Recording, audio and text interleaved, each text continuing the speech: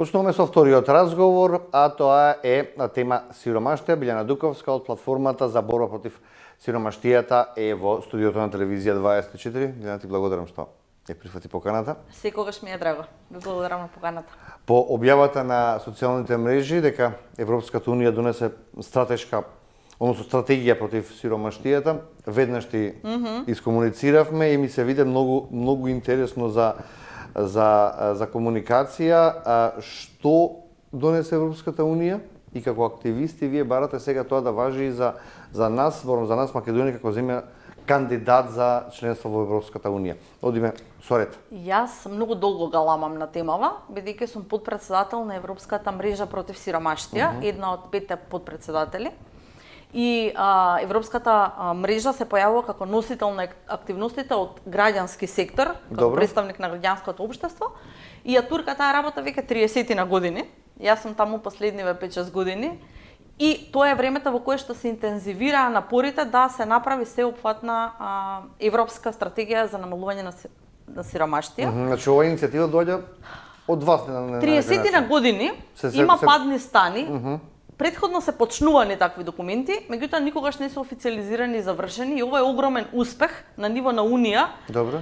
Очигледно станала потребата многу голема да се донесе стратешки документ, и за разлика од нашите стратешки документи кои што имаат стотини кусур страни, ова е документче од помалку од 30 страни. Меѓутоа она што е многу важно е дека и во предлогот на Европската мрежа, меѓутоа и во конечниот текст на стратегијата европска стои предпристапниот момент на земјите кандидатки за членство.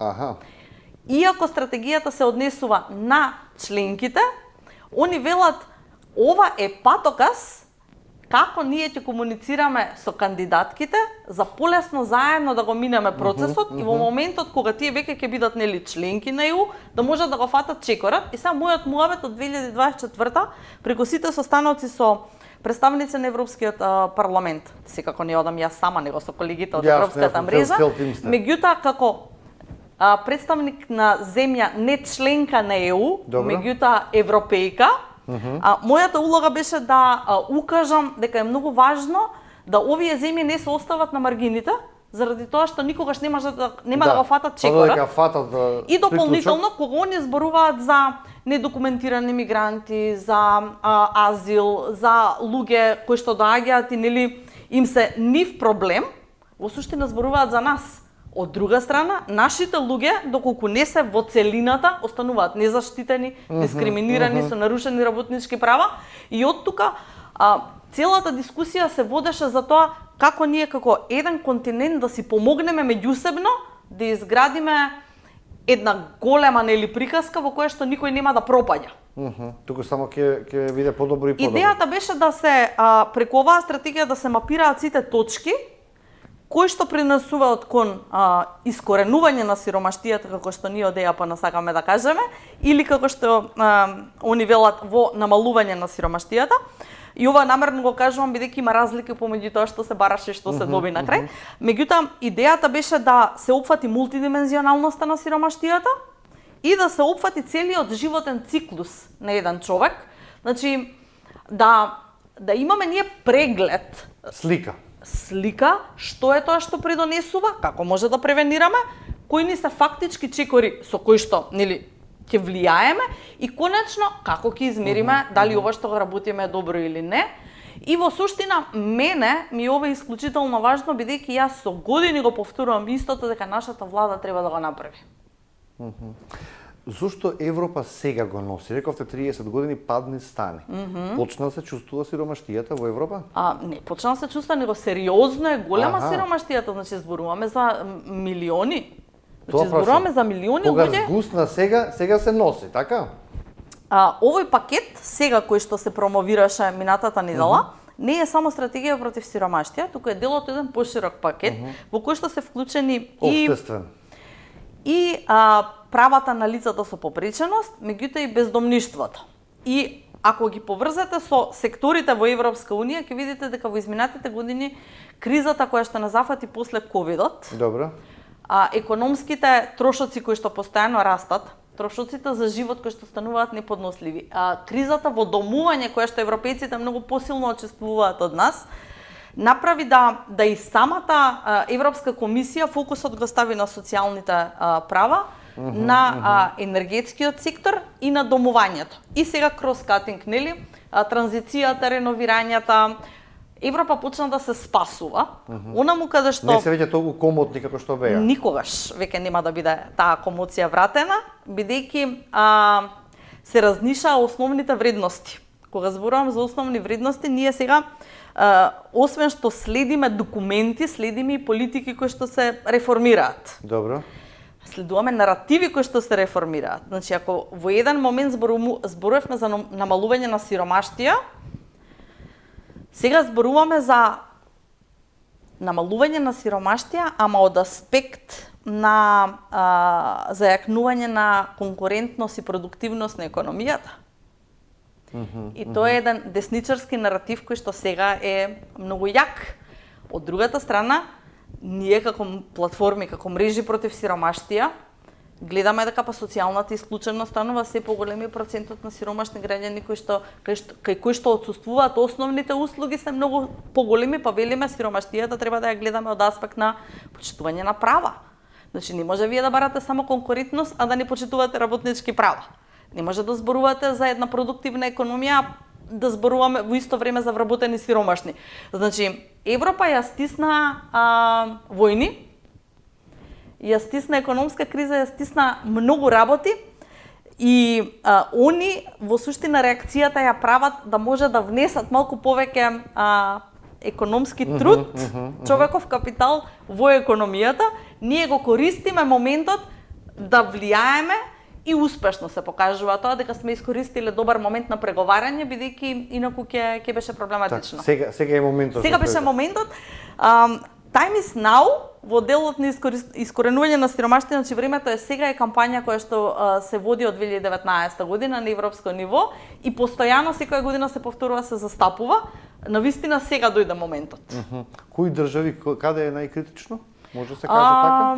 Немам некоја евиденција, меѓутоа секако овие нашиве комшиски, Бугарија, Романија, најновите членки. Да, Кипар, значи земјите кои што се помали. Кај нив веќе се чувствува сериозно. Се чувствува. И многу е различно кој аспект ќе го зафатите. Значи, ако зборуваме за домување, бездомништво и трошоци поврзани со домување и струја, Португалија и Шпанија најмногу. Таму беше и крахот лани кој им се случи со енергија. Затоа е многу интересно и затоа е многу комплексна оваа стратегија. Се моите очекувања не се дека ние сега ќе седнеме па ќе препишеме нели се што е тука. Меѓутоа моите очекувања се дека ние сериозно внимание ќе му посветиме на документот, затоа што се поклопува со сето она за кое што ние се застапуваме тука во изминатите, не знам, десетина години. И да кажам дека ние од 2020 година немаме никакво документче кое што се бави со оваа проблематика. Значи не само што немаме стратегија, немаме програма, немаме one pager, памфлет, немаме ништо. Значи немаме човек кој што во владата е задолжен да го следи намалувањето на сиромаштијата. Ние имаме министерства кои што парцијално се задолжени да програмските политики нели ги следат и ги прилагодуваат на потребите, меѓутоа ако го видите процентот на сиромаштија, тој не мрда. Не може да кажеме дека се намалел. 22% сме и сега манипулацијата е 0,1%, 0,2% и тоа го покажуваме како успех. И што значи секој пети сиромашен во земја која што е представена како трета европска сила? Економска. Знаете како ги видов малце статистиките? Премиерот ли вели дека сме трета по економија во Европа, според раст на бруто домашен производ. А имаме секој пети, еве ние сме двајца тука, имаме тројца камермани, еден од нас е сиромаш. А живееме во третата економска сила. Значи, многу се интересни дискусиите кога се со представници на институциите. Они велат вака, мора да намалиме младинската невработеност. Јас се согласувам дека младите не треба да бидат невработени. Меѓутоа, мене дилемата ми е да ја намалиме на начин што они ќе прифатат било каква работа за да го полнат буџетот со даноците кои што ќе ги плаќаат, или сакаме да им обезбедиме квалитетни работни места со достоинствена плата, развој и раст во државата. Така и услови за работа. Од тука ние можеме да бидеме и прва економија во Европа по економски раст, ама ако ние не редистрибуираме и ако луѓето нам ни се само рака за правење пари, а не луѓе кои што треба да ги уживаат своите права, ние никогаш нема да имаме пристап кон намалување и искоренување на сиромаштија. Да не се лажеме, ние не целиме да имаме сиромаштија нула, ние велиме Тоа е невозможно, така ние велиме овие проценти да ги приближиме барем на европските кои што се некаде околу 14%, затоа што сега овие кои што јас ги зборам 22% во 2024 во суштина биле луѓето кои што доколку биле самечко домаќинство, значи еден човек се живеел сам, имал помалку од 15.000 месечно. А доколку било двајца родители и две издржувани деца, помалку од 32.000 месечно. Немам информација како е 2005-2006, бидејќи статистика не го вади тој податок, меѓутоа може да претпоставиме дека е многу повисок заради сите проценти.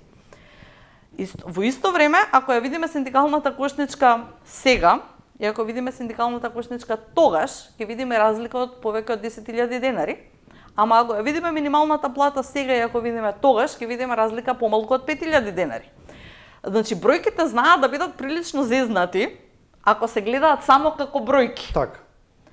Ама во суштина, бидејќи ме прашавте кои се сиромашните, значи не бројката на едно родителско семејство, едно самохрано семејство и бројката кај сиромашни на повеќе генерацијско пренесување на сиромаштија со повеќе деца и едно самечко домаќинство кој што сега е во криза, изгубило работа и 2 месеци нема работа, паднало, ама многу лесно ќе стане, апсолутно статистиката ги брои како еден. Нашата економија не ги таргетира како посебни сегменти на кои што може да им помогне со специфични мерки. Да, како да им помогне кога нема мерки, кога нема програма? Тука е улогата на овие стратегии против сиромаштија, бидејќи они во колони, да речам, ги скицираат различните ризици со кои што се соочува населението. И во Европа најпогодени се повеќе детните семејства и самохраните еднородителските семејства. Не е дека ние сме чудо, сега ние не знаеме како да се спасиме, или дека ние сме најлоши. Не, разликата е во тоа што дали сакаме или не сакаме да влијаеме на ситуацијата и како сакаме. Дали сакаме на луѓето да им даваме малку парички од време на време, за да ни аплодираат на избори, ама да ги држиме зависни, или сакаме од нив да направиме стабилни семејства, луѓе, индивидуи, деца, нели, млади, кои што ќе можат продуктивно да го обликуваат општествениот дискурс. Ние дотаму не сме стигнале. Нашите млади кои што си одат од државата, не си одат само заради тоа што нема пари, туку заради се ова кое што јас го зборувам. Хоризонтално и вертикално можноста да тие, нели, се најдат и придонесат во општествениот развој. Да одиме со ред. Документот го имам и јас пред мене, фокус на животен циклус вели детска сиромаштија, сиромаштија кај младите и активното старење. Значи, од самиот почеток на животот треба да се направи стратегија како тоа дете да не биде сиромашно. Ние сега следиме како националната развојна стратегија, која што се направи пред некоја година, спуштаме во програми надолу. Добро.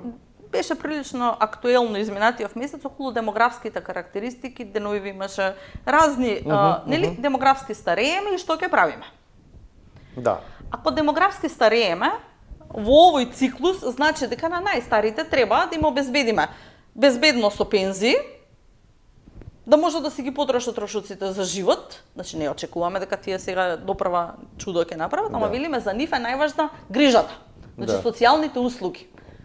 И социјалните услуги полека се воспоставуваат и секогаш имаме грижа за стари лица во домашни услови како најекономски исплатлива мерка.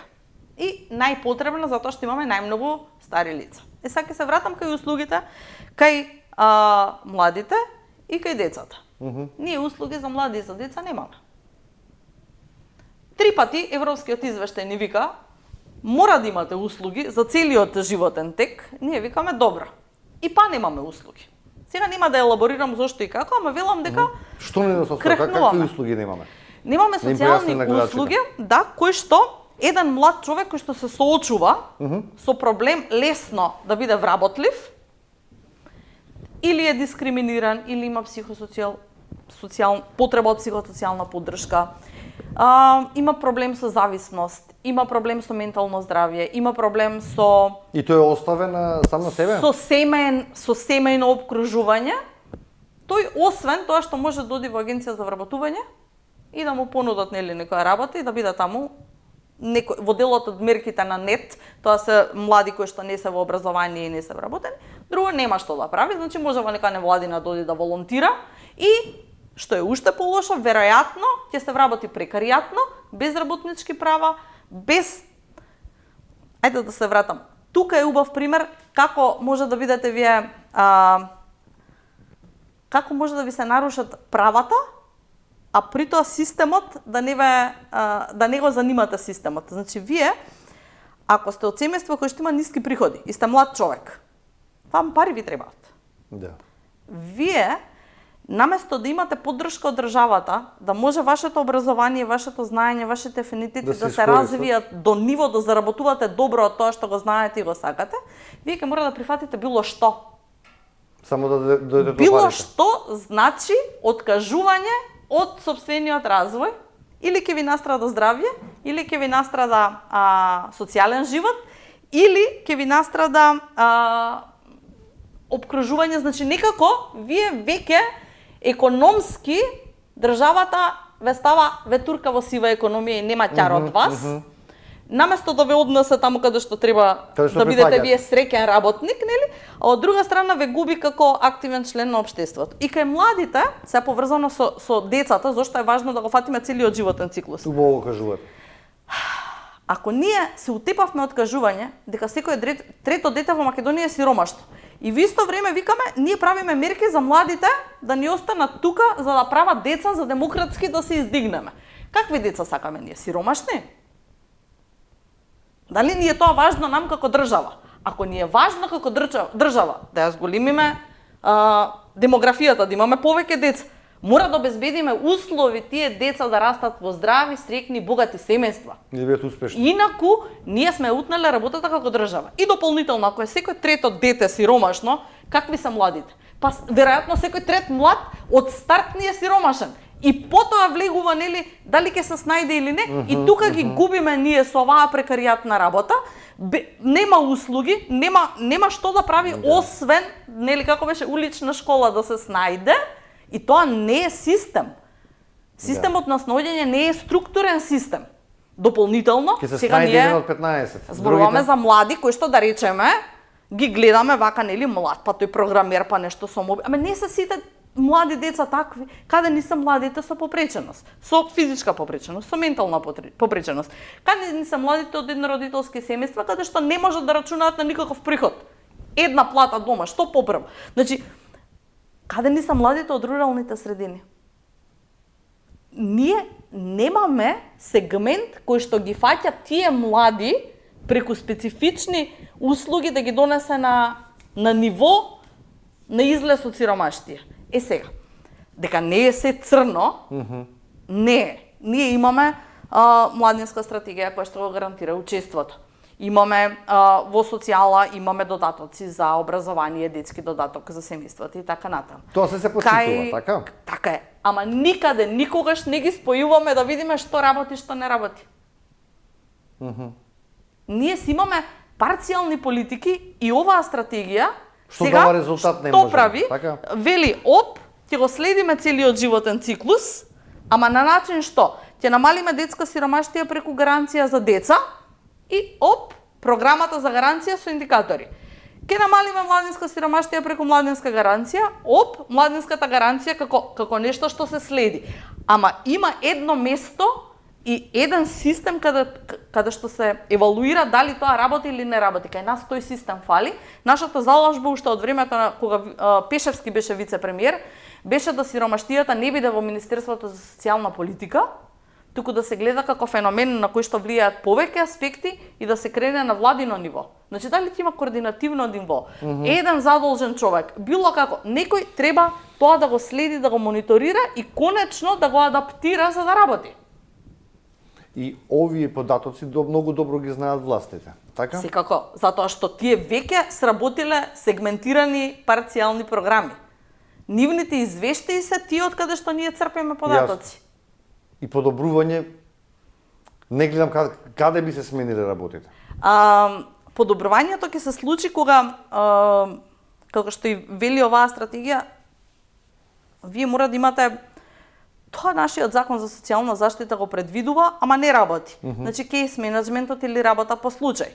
Семеен социјален работник. Значи, не може вие да очекувате дека ќе дадете гарантирана помош и ќе му понудите еднаш работа и викате, еве и детски додаток ќе ви дадеме. И ќе ви дадеме енергетска субвенција, ама после ќе ви речеме, не, енергетска субвенција нема да ви дадеме, зашто парите ги трошите за јадење наместо на грејење. Тука ни пропаѓаат политиките. Значи, конзистентноста и долгорочното следење за извлекување од сиромаштија не недостасува. Идејата кај мултидимензионалноста и следење на животниот циклус е токму тоа. Во еден момент едно семејство може да биде од ризик од невработеност, меѓутоа веќе во следниот момент може ризикот да биде бездомништво, ако тој се вработи со ниски приходи. Јасно. Значи, тука некаде ни пропаѓаат дополнително, нам бездомништвото и енергетските аспекти не ни се поврзани со намалување на сиромаштија никогаш. До кога ќе чекаме дигитален систем кој што треба да биде поврзан, дали социјалната помош стигнува каде што треба, се користи како што треба? Дигиталниот систем е малце проблематичен во ЕУ, заради тоа што ни толку многу ги издигитализираа системите, што веќе нема човечки фактор. Не можат компјутерите да бидат толку сензитивни на разликите со кои што живеат семејствата, за да можат точно да определат дали некој треба или не треба да биде примател на некаква бенефиција. И од тука барањето на ЕАПН е да секогаш има директен контакт. Значи, јас се согласувам дека дигитализацијата е нужна, неопходна за да се намали процесот на доставување на документи, намалување на парични средства потребни за собирање на документи и така натаму. И тој систем до некаде си функционира, ама до некаде на некое ниво. Не е за се. Мислам дека дигитализацијата многу брзо ќе се направи, заради тоа што кај вакви системи многу е полесно да ги тргнете луѓето од систем по програма која што ги дискриминира и ги чисти по разни основи. И имате подобри резултати. И вие ќе намалите број на сиромашни, број на баратели на парична помош и така натаму. Како функционер сте успешен? Она што мене ме плаши е дека ние ќе го направиме тоа така и брзо и дополнителен проблем ќе направиме кај семејствата кои што и сега имаат проблеми. Например, апликацијата за социјален стан, знам од колегите, дека е на ниво на пишување на научен труд. А очекуваме дека таму треба да аплицираат приматели на гарантирана минимална помош, дел од нив со едва и основно образование. Граѓанските организации се претворени во писарски служби и поддршка, за да може малку од малку овие луѓе да имаат како да аплицираат. Барем да аплицираат, да не бидат отфрлени од тоа дека апликациите им се погрешни. Дополнително тоа, нели, што има, што нема. Него, муабетот ми е, ако сакаме да манипулираме, најлесно ќе изманипулираме со дигитализацијата. И треба да бидеме малце вешти за што ќе употребиме, а каде ќе оставиме луѓе. Околу енергетската сиромаштија, имаме моменти и во оваа стратегија, така? Енергетската сиромаштија е приоритет на ниво на ЕУ. Генерално на Европска комисија, да. Кај нас засегната со овие кризи, претходната енергетска криза и сега со ова што се случува со војната во Иран. Кај нас Министерството за енергетика треба да биде носител на овие промени. Добро. Меѓутоа, малку тешко оди координацијата. Зошто? Заради тоа што нашиот систем сега е поставен дека за енергетска сиромаштија се подобни оние кои што се приматели на ГМП и 6 месеци добиваат енергетска субвенција. Во текот на грејна сезона. Во текот на грејна сезона, летно време не им треба да се ладат, може да подцркаат улемините бараки, нивни проблем. Нек си мафтаат со ладалци. Дополнително се прави програма за ранливи потрошувачи и сега тука е многу интересно како таа се програмира. И кои се ранливи, така? Пред некоја година им се даваше дополнителен финансиски прилив на семејството со ниски приходи по една шема, меѓутоа требаше како основ да бидат финансиските примања. Добро. Сега веќе се финансиските примања, ама и дали се во некој од категориите, секоја година се менуваат категориите, сега се лица со кои што имаат членство по преченост или згрижувачки семејства. Значи само две категории од сите оние други кои што се соочуваат со ризик. Со проблемите. Така и се видете, пензионерите тука не ви се никако. А пензионерите најмногу ви плачат дека пензиите им се ниски и дека со трошоците на живот не можат да обстанат. Добра? Дополнително, Тие не се ризик. Тие не се во ризик. Дополнително, знаете ли што добиваат како дополна овие семејства во енергетска сиромаштија? Добиваат ваучер да купат инвертер. Сега, ако сте вие Министерство за енергетика, вам таа мерка ви е сосема логична, бидејќи вие намалувате загадување. Бидејќи овие веројатно горат дрва или не знам што. Ама ако сте некој кој што треба да ја плати струјата на крајот на месецот, вам би треба да имате во количина пари помалку, а не да смените еден со друг реагенс. И од тука тие политики го продлабочуваат јазот. Недобро програмираните политики го продлабочуваат јазот. Дополнително имаме сега нова стратегија за енергија и клима, каде што се дефинира ранливи потрошувачи, енергетска сиромаштија и така натаму, и тоа не е во фокус на Министерството за социјална политика.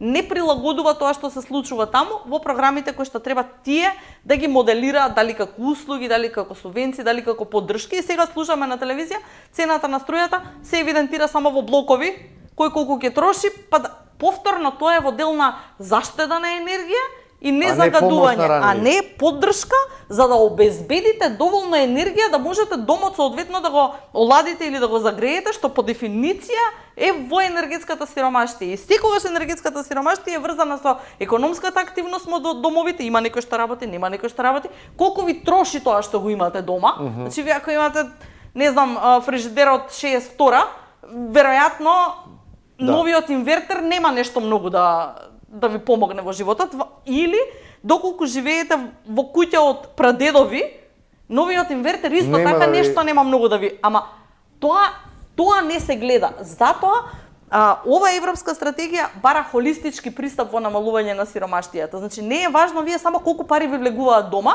него по кој основ и колку брзо излегуваат од дома. Од тука ние сега во овој момент немаме поврзаност на здравствените услуги со социјалните услуги, со образованието и со домувањето и со енергијата.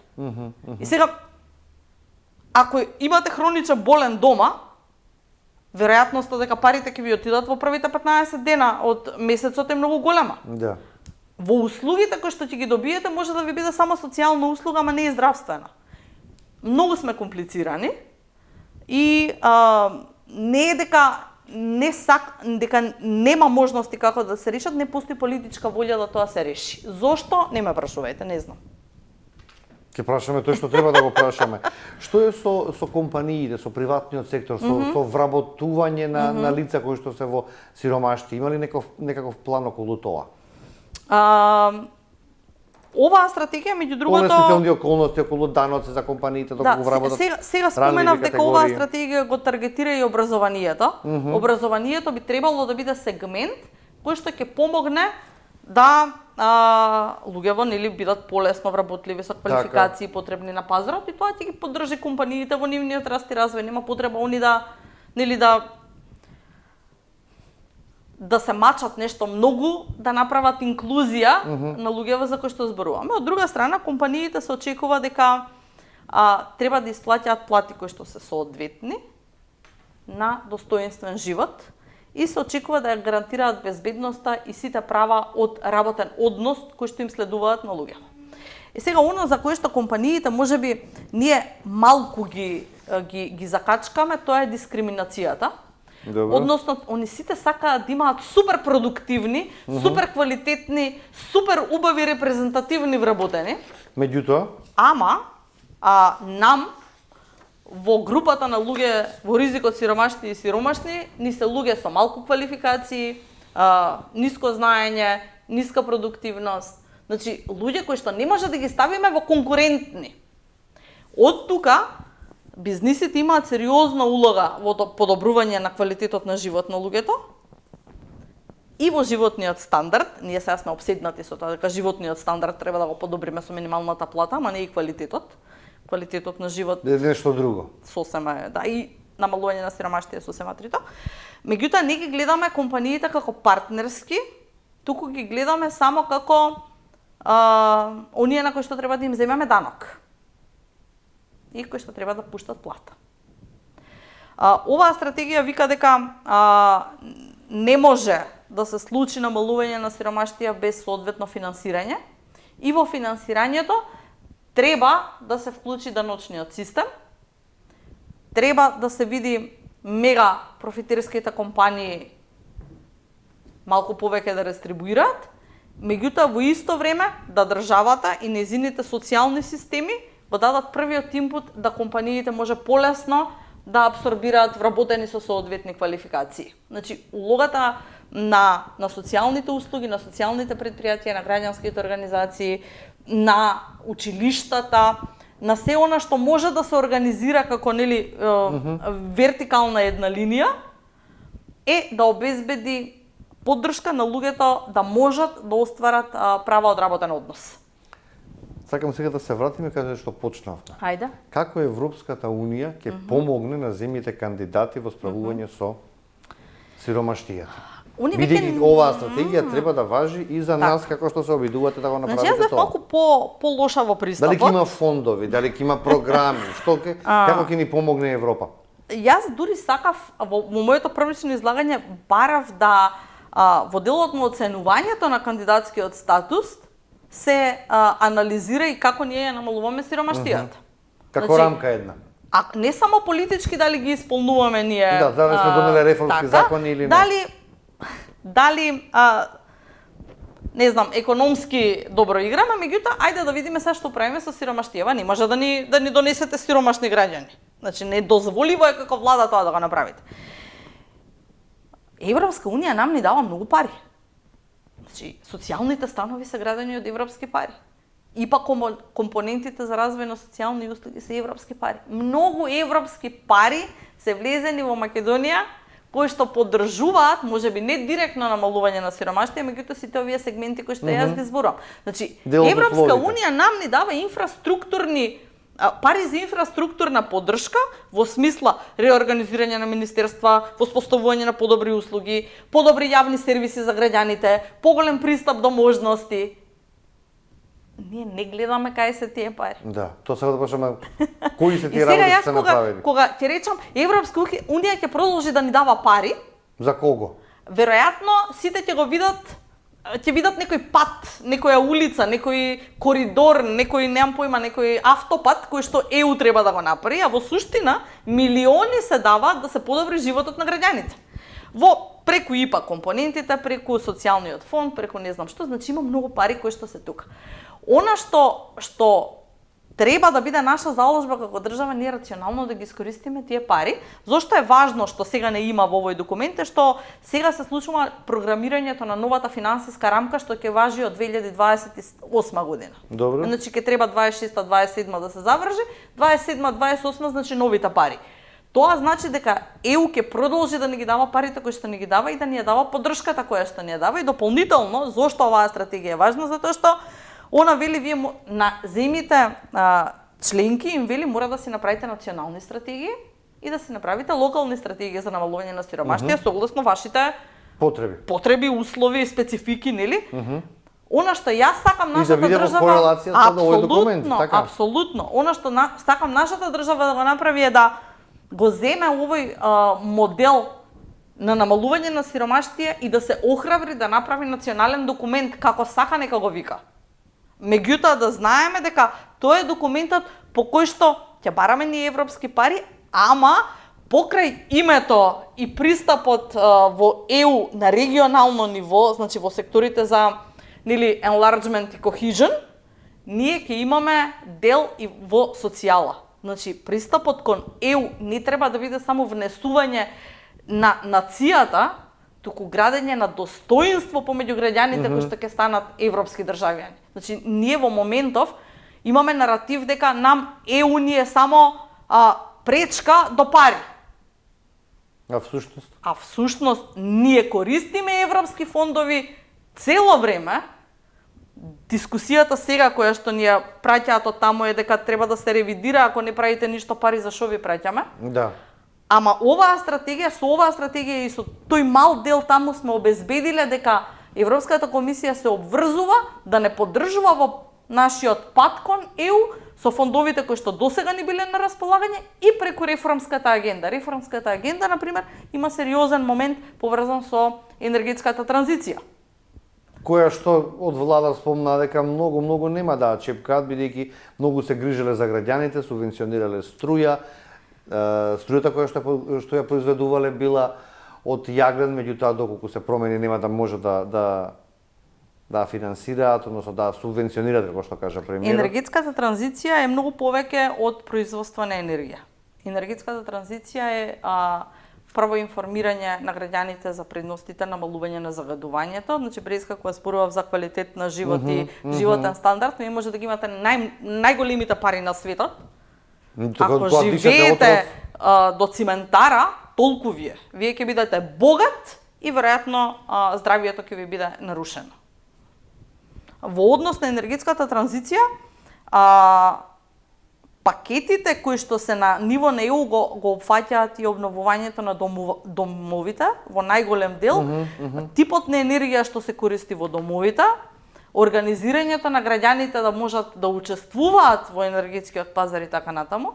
Значи ние не може да велиме енергетската транзиција не успева зашто немаме фотоволтаици на секоја куќа.